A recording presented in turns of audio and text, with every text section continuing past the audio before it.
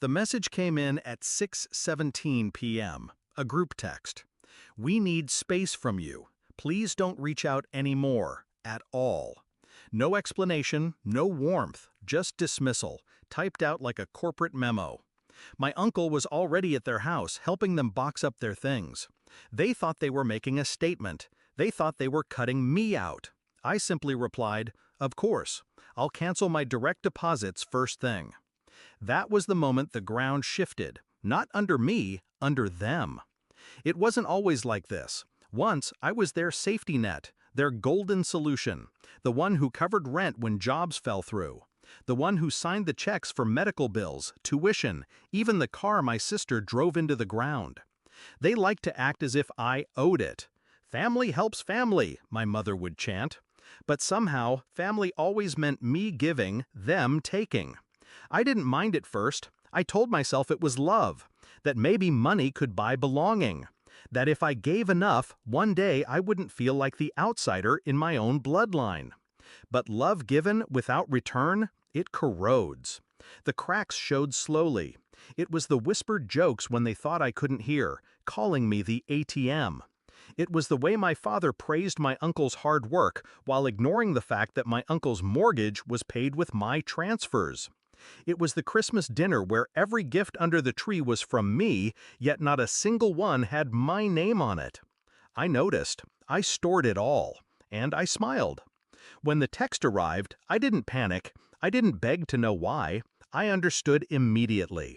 This wasn't about space. This was about control.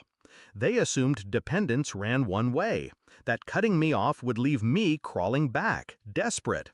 They forgot the direction the money actually flowed. So I made a decision. No explanations, no arguments. Just one clean cut. Step 1, I logged into payroll, terminated every automatic transfer to their accounts.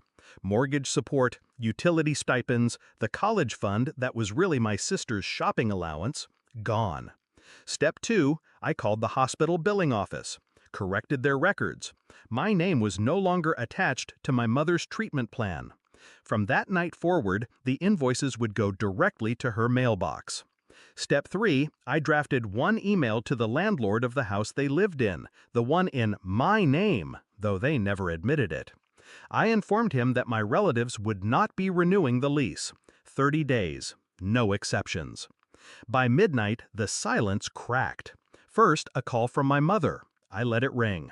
Then a dozen texts from my sister, ranging from insults to pleas. Finally, my father's voice on voicemail, booming, commanding, ordering me to fix this. I didn't answer. For the first time in my life, their words had no hold. The next morning, my uncle stormed into my office, red-faced, sweat shining through his shirt. "You can't just cut them off," he barked. "They're family." I leaned back, calm, unblinking. Exactly. They wanted space. I gave it to them.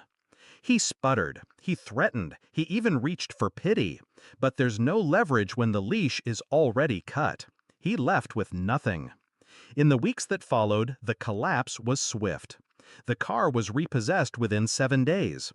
The utilities shut off after 2 missed bills. By the 3rd week, neighbors whispered as movers carried their furniture into storage. The golden family image they had polished for years cracked in public. My sister, once the darling of social media, posted cryptic stories about betrayal and backstabbers. No one knew she was talking about me. No one cared. They had built their kingdom on sand, and I had simply stopped pouring the water. The confrontation came 1 month later. I found them waiting outside my apartment, thin, tired, deflated.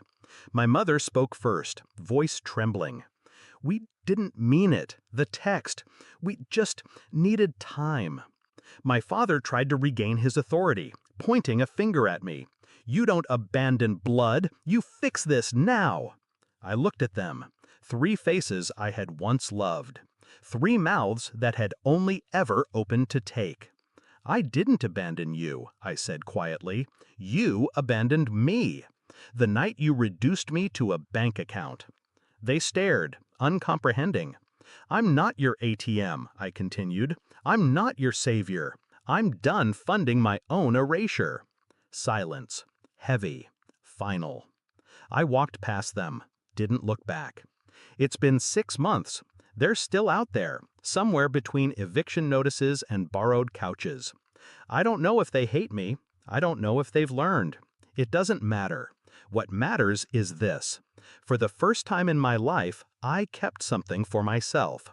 Not money, not pride, but freedom. They thought I needed them. They thought I was weak without their approval. But they forgot the simplest truth. The one who holds the purse strings holds the power. And I never let go.